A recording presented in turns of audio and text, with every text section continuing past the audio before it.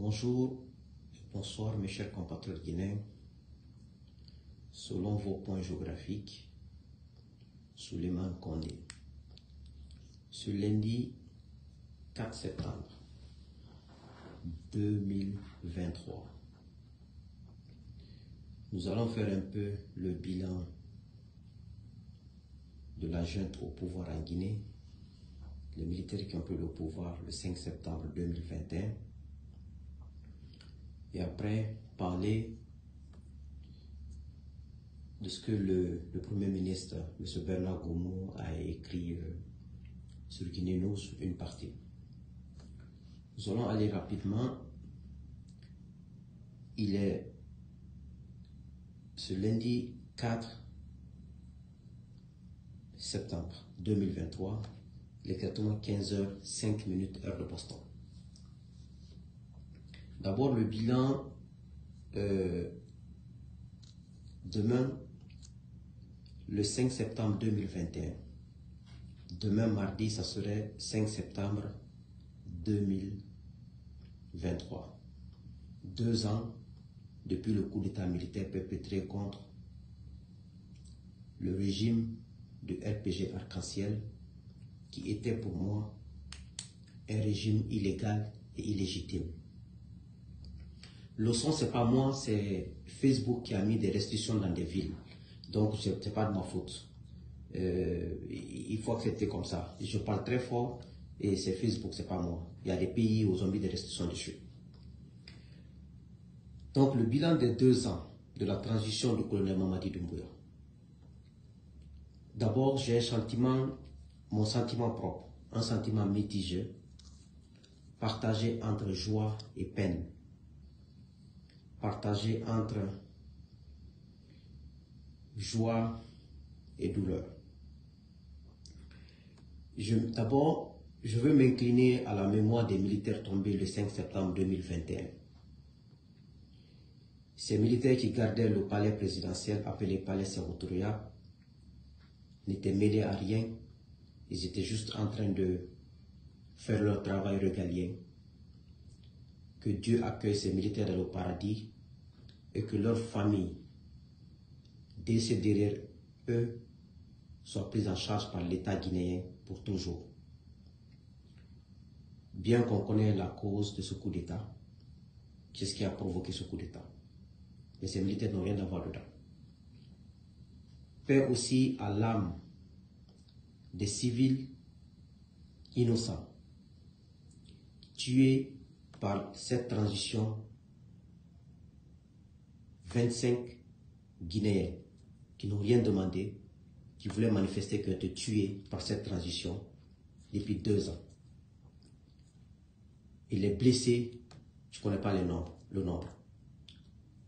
Et aussi, une pensée à ces militaires qui sont arbitrairement arrêtés tous les jours dans les camps militaires pour les arrêter, d'autres les condamnent, d'autres les emprisonnent sans avoir un procès pour des accusations qu'on connaît en Guinée, de coup d'État ou autre.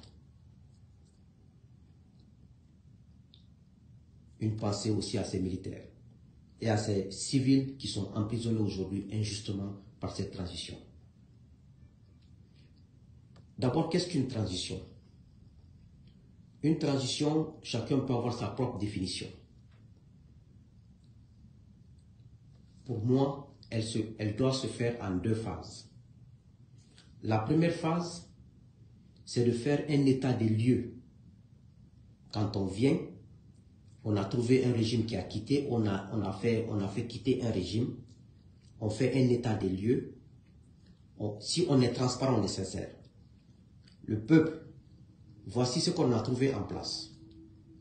À la présidence, nous avons trouvé tel montant d'argent cash, nous avons trouvé tel chéquier, nous avons trouvé tant, nous avons tout évalué, voici ce qu'on nous a trouvé à la présidence. Un état des lieux dans tous les ministères. Au peuple de Guinée, voici dans chaque ministère ce qu'on a trouvé dans les comptes bancaires, ce qu'on a trouvé dans les ministères, voici l'évaluation devant vous. Après, évaluer ce qui a été investi. nous avons évalué, nous pensons que le régime de Chu a fait ce travail excellemment. Ce travail a été exécuté à mi-parcours. Ce travail n'a pas été exécuté. Une fois qu'on a l'état des lieux du régime de Chu, on sait ce qui a été fait comme bien, ce qui a été fait comme mauvais. On a toutes les preuves. La deuxième étape,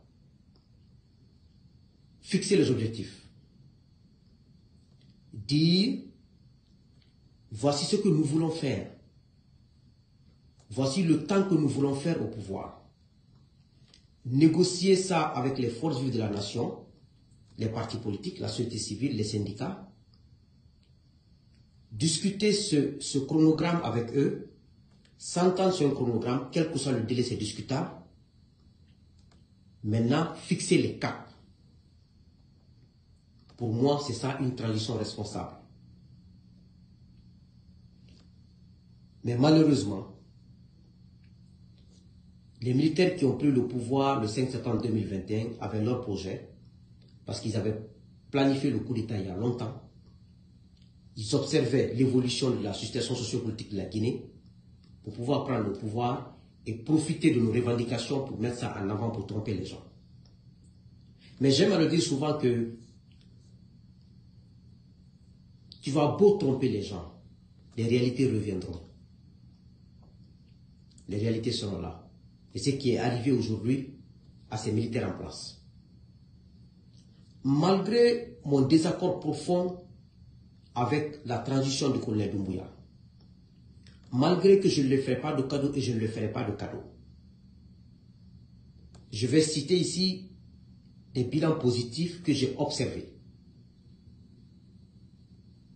Malgré, quel que soit mes divergences avec quelqu'un, quel que soit ce que je ressens pour toi comme aversion, je veux reconnaître ton talent, je veux reconnaître ce que tu as fait de positif, mais mon opposition, je continuerai sur mon chemin. Pour moi, le bilan positif avant le négatif. Le coup d'État même, le coup d'État du 5 septembre 2021, pour déraciner ces Guinéens qui avaient transformé la Guinée comme l'héritage de leurs parents, pour moi, a été la plus belle des choses. Parce que les civils qui étaient au pouvoir en Guinée se sont transformés comme des animaux.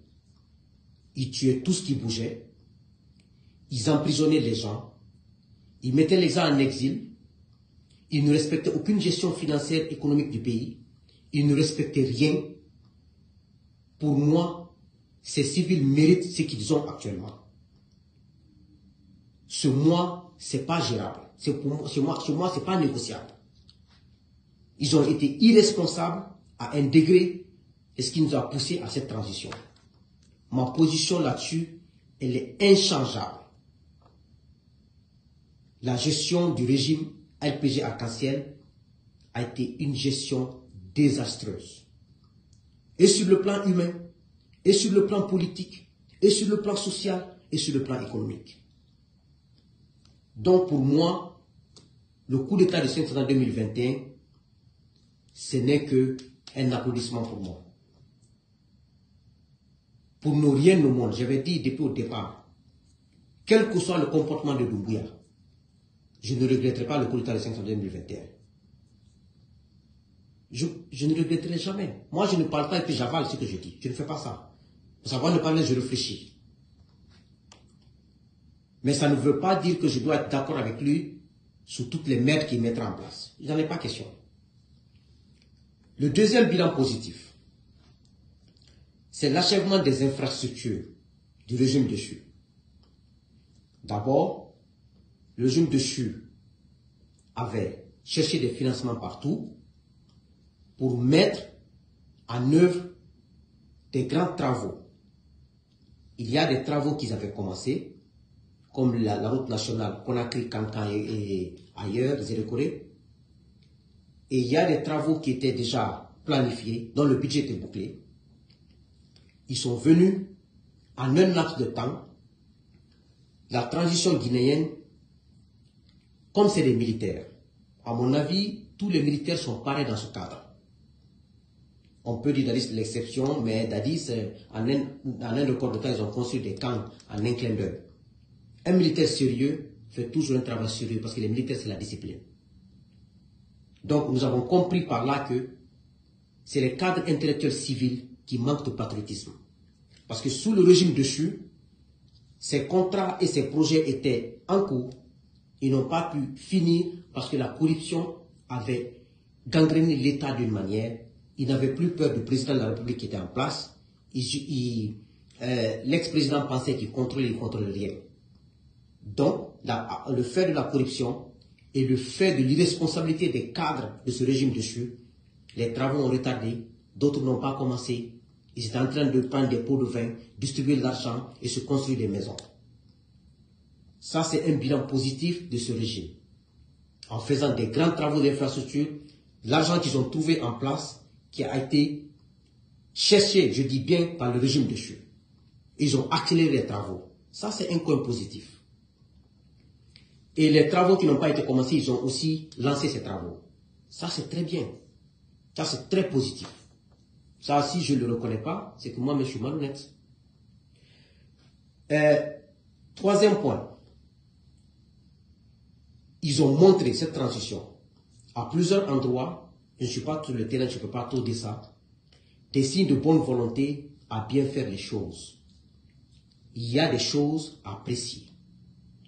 Je ne peux pas tous les énumérer parce que je ne suis pas sur le terrain. Il faut reconnaître ces efforts que ça a été fait. Donc, sur ces 3 points que je cite le bilan positif. Mais malgré ces efforts et ces acquis que j'applaudis, je regrette la tournure qu'a pris la transition. Quelle tournure? 1. Doumbouya ne veut pas quitter le pouvoir. Il a planifié sa transition depuis 4 ans de cela, 5 ans de cela. Il a trompé juste les militaires qu'il a trompés pour venir au pouvoir. Il veut rester minimum 5 ans, maximum 10 ans. Ça ne marchera pas. Ça a été sa première grosse erreur. Il a pensé qu'il faut avoir certains Guinéens de grande gueule, mais qui ne sont pas crédibles à ses côtés, pour pouvoir se cramponner au pouvoir. Et pour rester au pouvoir, il faut juste éliminer Cellou Dalein et Sidia, il peut rester au pouvoir. Il pense que nous autres, nous sommes très faibles, on ne peut pas le bloquer. Il faut mettre Cellou dehors, Sidia dehors, et le pouvoir est à lui. C'est là-bas il s'est trompé. D'abord, le fait d'avoir cette idée de rester au pouvoir a été le premier échec de Doumbouya. Son deuxième échec, le fait de penser il faut mobiliser autour de moi ces mêmes Guinéens sans dignité ni rien, qui aiment l'argent et le matériel, qui peuvent changer leurs paroles quand ils veulent à cause du matériel.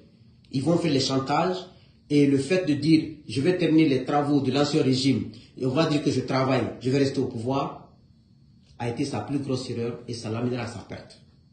Parce qu'il ne restera pas au pouvoir. Et pour lui, il faut acheter encore des armes, réarmer,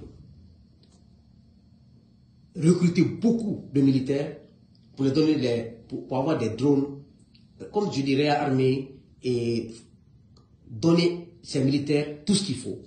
Ça peut lui permettre à rester au pouvoir quand il veut. Mais c'est là-bas il s'est trompé. D'abord, le bilan négatif de cette transition. Le non-respect de la parole donnée.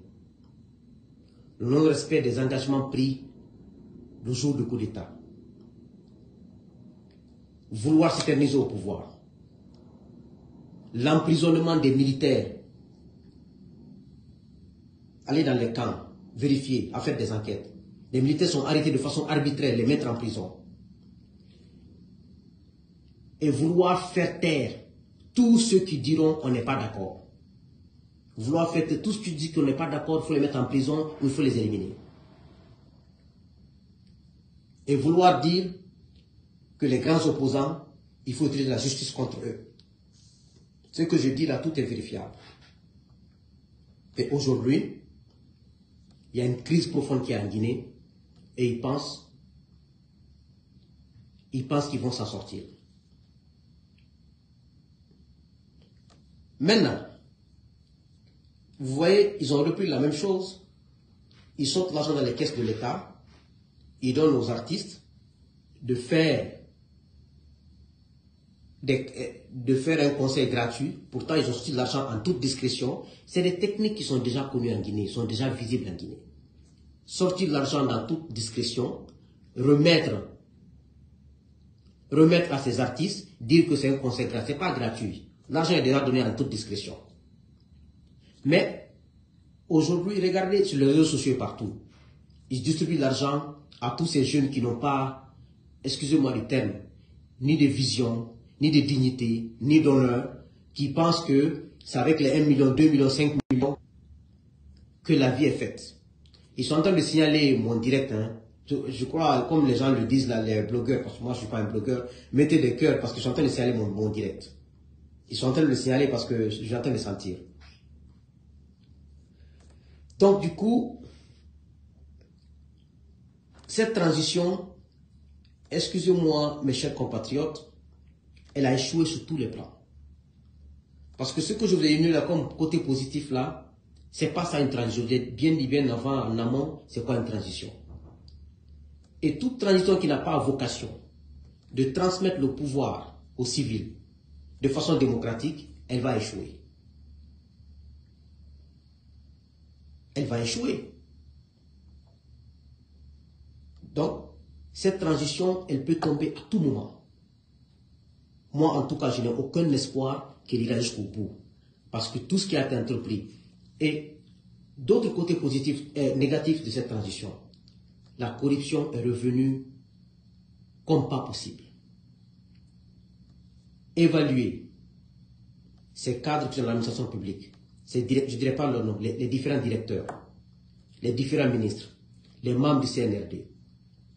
En 2 ans, ils se sont enrichis plus que ceux qui ont fait 10 ans au pouvoir. Voici aussi un côté négatif. La lutte contre la corruption, ils ont fait ça une lutte sélective. Ils ont mis d'autres en prison. Ils ont libéré d'autres qui circulent dans la ville de Conakry. Ils ont fait sortir d'autres qui ont pris des motos aller en Sierra Leone, qui ont pris des avions qui sont sortis. Donc, voici aussi l'un des côtés négatifs de cette transition. Tout ce qui applaudissent aujourd'hui, là, parce qu'on leur des miettes, comme ce qu'on fait dans le résumé dessus. Mais ça, c'est éphémère. Ça n'a pas d'avenir.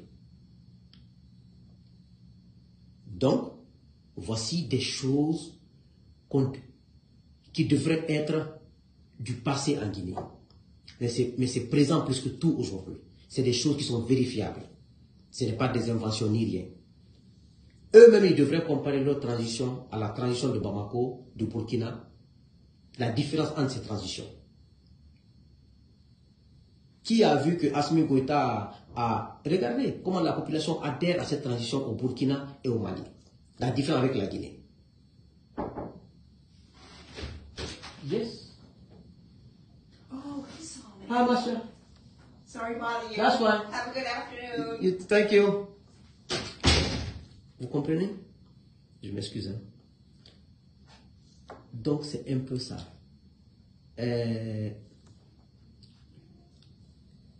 Voici le côté négatif de cette transition. Mais ils pensent qu'ils sont malins, qu'ils sont intelligents, qu'ils ont l'acquis. Aujourd'hui, le peuple n'a pas besoin de ce que vous voulez faire. Si vous voulez, construisez tous les ponts de la République de Guinée, ou toutes les routes de la République de Guinée. 80% du peuple de Guinée veut une élection, veut avoir leur président à la tête de leur pays. Donc, votre démarche, elle est la plus mauvaise démarche qui puisse exister. Et le chemin que vous avez emprunté, vous allez chuter. Vous allez chuter. Donc, je ne vais pas trop m'attarder sur cette transition.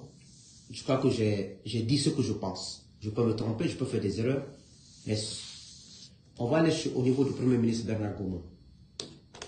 J'ai vu sur Guinée News aujourd'hui, vous savez, Guinée News fait maintenant des bulletins, des petits trucs sur leur page, en prenant des phrases ou des paragraphes qu'ils veulent dans les essais des gens. Pour Bernard Gomou, je vais vous montrer. Okay. Bernard Gomou dit, ne transformons pas ce pouvoir libérateur en arme de répression contre des individus. Je veux répondre au Premier ministre. Vous dites de ne pas transformer ce pouvoir libérateur. D'abord, Monsieur le Premier ministre, ce n'est pas vous qui avez appelé le pouvoir de Doumbouya un pouvoir libérateur. Ce n'est pas un pouvoir libérateur. C'est nous qui avons surnommé ce pouvoir libérateur parce que nous étions dans les mains d'un pouvoir civil qui nous avait étranglés. Vous étiez assis dans votre bureau, Monsieur le Premier ministre. Vous n'avez pas fourni d'efforts intellectuels pour nous aider à combattre l'injustice en Guinée. Vous n'avez pas fourni d'efforts financiers pour nous aider à combattre le déracinement de notre démocratie en Guinée. Vous n'avez pas fourni d'efforts physiques pour nous aider à combattre le régime dessus. Vous étiez assis dans votre bureau, le matin, le soir, vous partez chez vous tranquillement. Vous n'avez fourni aucun effort. C'est à nous de dire que le pouvoir de Doumbouya est libérateur, pas vous. Parce que qu'est-ce que vous avez fait? Des gens comme vous et beaucoup de Guinéens qui se mettent au-dessus de la politique, qui disent la politique guinéenne, elle est une politique de caniveau, nous on ne se mêle pas de ça, on ne se mêle pas, c'est les médias qui sont là-bas, nous on ne se mêle pas de la politique, moi j'ai mon entreprise, moi j'ai mon ça, j'ai mon ça. Ok. C'est aujourd'hui que vous pouvez appeler ce pouvoir un pouvoir libérateur. Parce que vous n'avez fourni aucun effort. 80% des membres de votre gouvernement, ils ont fourni quel effort? Qu'est-ce que vous avez fait pour être à ce niveau? Vous n'avez rien fait. C'est pour cela que vous pouvez dire que c'est un pouvoir libérateur, bien que votre transition est en train de tuer les Guinéens, museler les Guinéens, confisquer les libertés fondamentales des Guinéens, est en train de piller l'économie guinéenne. Votre transition, ils sont en train, je connais un de vos ministres important dans votre gouvernement. Il a pris ses 5 ans plus sa femme, il l'a amené en France. Il a acheté une maison en France. Vous êtes en train de piller l'économie guinéenne. C'est normal que vous dites qu'un pouvoir libérateur. C'est nous qui avons nommé ce pouvoir libérateur. Nous qui avons fait le combat. Nous qui avons fait la prison. Nous qui avions été exilés. Nous qui avions été dans la rue pour dire que nous refusons l'imposture, que nous refusons le 3e mandat, que nous refusons la mauvaise gouvernance, que nous refusons l'injustice.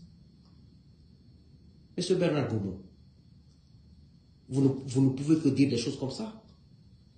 Ce n'est pas votre pouvoir libérateur, c'est notre pouvoir libérateur.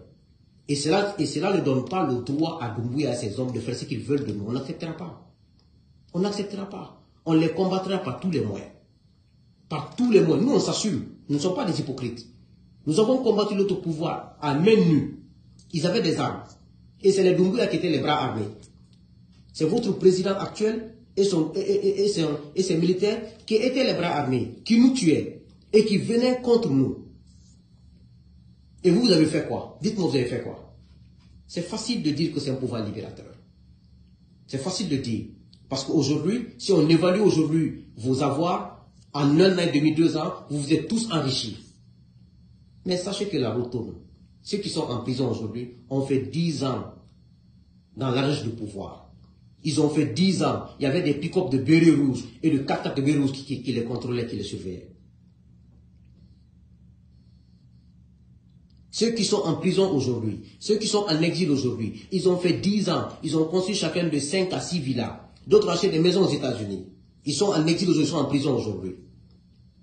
Et vous n'êtes là que 2 ans. Vous n'allez même pas faire 2 ans et demi, vous allez quitter.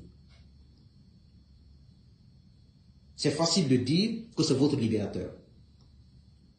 Parce que vous n'avez rien foutu, vous n'avez rien fourni, comme effort.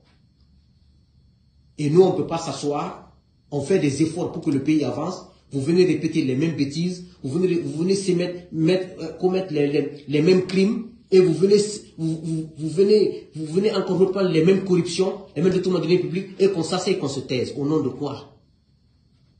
On va se taire pourquoi? On va se taire pourquoi, monsieur le Premier ministre? Un pouvoir libérateur? Quand même. Mais tout ce qu'on vous dit là, on le disait au régime dessus, ils n'ont pas cru.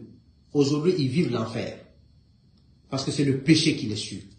Ce n'est pas notre effort, ce n'est pas notre malédiction, mais parce que Dieu observe tout le monde. Moi qui vous parle, Dieu m'observe. Il voit mon cœur. Si je ne suis pas sur la vérité, il me fera honneur. C'est ce qui va vous arriver dans ce pays. Et après, monsieur le Premier ministre, vous dites que ne transformons pas les plumes et les micros autrement au service du mensonge ou de combat politique. Je sais que la partie là, vous ne parlez pas de moi, vous parlez des journalistes. De ne pas transformer les plumes et les micros autrement au service du mensonge public ou de combat politique. Ça, c'est pas moi, ça, c'est les journalistes. Mais malgré cela, je vous réponds. Parce que ces journalistes-là, ils ont des côtés positifs et négatifs. Ils nous ont aidés dans notre combat contre le troisième mandat, contre la mauvaise gouvernance. Quand nous étions en prison, ils sont ces mêmes journalistes qui dénonçaient et qui disaient les gens sont en prison. C'est les mêmes journalistes-là, vous partez voir tous les jours, parler de nos acquis, parler de nos constructions, parler de ce qu'on fait dans ce pays. Chaque chose a son côté positif et négatif. Ces journalistes ne sont pas parfaits. Ils ont des côtés positifs et négatifs. Mais ils sont bons quand ils parlent bien de vous. Ils sont mauvais quand ils parlent mal de vous. C'est grâce à leur micro que le pouvoir dans lequel vous êtes a été ovationné. Combat politique. Une tradition des politiques. Même vous, monsieur le Premier ministre. Quand vous allez vous enrichir là, vous allez vouloir créer un parti pour être candidat. C'est comme ça que ça se passe dans ce pays et ailleurs. Dès que les gens sont riches, ils pensent qu'à la politique et au pouvoir. Contrairement à nous, on n'est pas riche, mais on a de la conviction. On n'est pas riche financièrement, mais on a de la conviction, on a de la vision et nous insistons sur nos valeurs. Oui?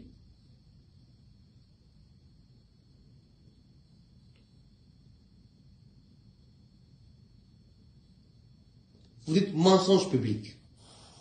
Aujourd'hui,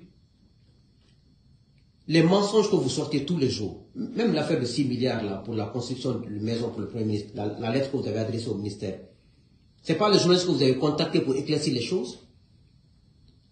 Le mensonge public continue.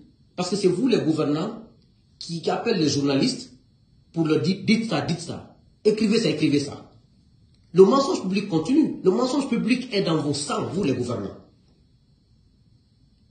Vous ne pouvez pas qualifier ces journalistes de transformer leur service au service du mensonge d'État. Mais le mensonge d'État continue. Depuis qu'on a exposé votre lettre que vous avez adressée au ministère des Finances par rapport aux 6 milliards, combien d'explications vos proches ont amené aux médias? Et il ne fallait pas contacter les médias. Il fallait dire non, les médias, vous êtes corrompus, on n'a pas besoin de vous. Non, vous êtes au service du mensonge d'État, vous êtes au service des politiques. Et je vais vous dire une chose. Cette transition finira dans la main des politiques. C'est un président de parti politique qui sera président. Tout ce que vous faites, vous ne faites que monter et descendre, vous fatiguer. Cette transition, c'est un président de parti politique qui sera président à la fin de cette transition. Et c'est un président de parti politique qui viendra vous poursuivre un à un. Faites tout ce que vous voulez. Argumentez la sortie des 6 milliards comme vous voulez. Expliquez les textes de code de marché public comme vous voulez. Chacun a sa manière d'interpréter la loi. La manière dont vous avez interprété vos lois, il faut arrêter les Kassouri, les Dialé, les Damaro pour les mettre en prison, même sur leurs raisons. C'est la même manière qu'on viendra demain interpréter la loi, les textes, pour vous mettre foutre en prison. Constituez très bien la maison centrale. Vous êtes en train de rénover la maison centrale, mettre au moins 80 cellules. Il faut agrandir, il faut bien aménager les cellules là. Parce que ce que je vous dis là, que vous voulez ou pas, la transition finira. Et quand elle finira, vous serez poursuivis un à un. Ceux que vous poursuivez aujourd'hui là, vous n'êtes pas plus bénis que ceci, hein? Vous n'êtes pas plus bénis que ceci en Guinée. Vous n'êtes pas plus fort que ces gens-là. Ces gens-là sont 10 000 fois plus forts que vous. Vous êtes des bébés même en face des gens-là. Donc, cette transition ne devrait pas être à ce niveau. Cette transition ne devrait pas venir sur ce chemin. Mais comme Doumbouya n'est pas chanceux, il a pris que des mauvais Guinéens, il les a encadrés, il s'est encadré ceci-là. Je le connais depuis qu'il a nommé le président du CNT. Il a nommé quelques-uns dans son gouvernement. J'ai dit que ça là, c'est fini. Parce qu'ils ne veulent pas des Guinéens qui leur disent non, ce chemin n'est pas bon. Nous pensons qu'on ne prend pas ce chemin. Ce n'est pas bon pour le pays. Ils prennent des Guinéens qui disent non, allons-y, ils sont rien. Allons-y, oh, c'est des vauriens, ils peuvent rien faire. Allons-y, non, c'est rien, on peut les éliminer. Ok. Sur l'effort des gens. Sur le combat des gens. Sortez-moi un d'entre vous là-bas et 80% des membres du gouvernement et 80% de ceux qui sont là-bas, ils ont fait quoi pour affaiblir le régime dessus? Le discours que Doumbouya a tenu le 5 septembre 2021, ce sont nos revendications qu'il a tenues. Ce sont nos revendications. Il a tenu vos revendications. Vous avez des revendications en Guinée? Monsieur Bernard Goumou, vous n'avez aucune revendication parce que vous étiez dans votre coin. Prenez votre voiture le matin, vous partez dans votre bureau, vous quittez votre bureau, vous rentrez chez vous. Vous êtes mêlés à rien. Et 80% des membres de votre gouvernement étaient comme ça. Et nous, on fait le combat, et vous partez vous asseoir là-bas, vous voulez chier sur nous. Oui, je le dis comme ça. Je le dis comme ça. Et quand vous dites, ils sont frustrés. Frustrés. Pourquoi vous n'êtes pas fait comme quoi? Pourquoi vous n'êtes pas venu dans la rue comme nous pour combattre Alpha? Pourquoi vous n'avez pas sacrifié vos boulots et prendre votre argent comme nous le faisait, mettre dans le combat? Pourquoi pas? Frustré. Frustré. On a ce droit. Parce qu'on a fait un combat avec notre propre argent. Avec nos sueurs. Avec nos efforts. C'est normal. Et nous, on vous écoute. Et nous, on s'assoit, on vous regarde. Au teke. Au teke, alanya teke nabine. Moi, la même que toi, ben que toi. Ali Djomaya, anti-Djomaya ta moyen, anti-Borobo ta moyen. On verra. On verra. Comme je l'ai toujours dit, on verra. Tout ce que vous dites, dites-le. Tout ce que vous faites, faites-le. À la bande Tunyalima. À Bélaban Tunyama. Ceux qui périront, périront. Mais à la bande Tunyama. Je vais m'arrêter là. Je continue toujours à bénir. Que Dieu bénisse la Guinée. Que Dieu bénisse tous les bons Guinéens. Et que Dieu fasse tout ce qu'ils sont en train de trahir dans ce pays. Ils sont en train de montrer qu'ils sont bons. Et en coulisses, ils font. Dieu voit tout le monde. C'est lui qui tranche tout. Qu'il fasse honnêter tous ces gens comme il l'a fait avec le régime dessus. Qu'ils ne s'en sortent pas heureux. Ils ne s'en sortent jamais heureux. Ok? Si c'est moi qui vous parle là, Dieu sait ce qui est au fond de moi ici. Si ce n'est pas ça qui sort ici, qu'il me punisse aussi. Ce qui est dans mon cœur là, c'est pas ça je vous dis. Ce qui est dans ma bouche là, c'est pas ça dans mon cœur là. Dieu qui est en haut, notre créateur, il connaît la vérité, il connaît la sincérité, il connaît qui est qui. Si ce n'est pas la vérité, je le demande qu'il me punisse. Abraham, comment ça commence maintenant? Ni ma lire l'éthique là, ni ma lire la ici c'est là.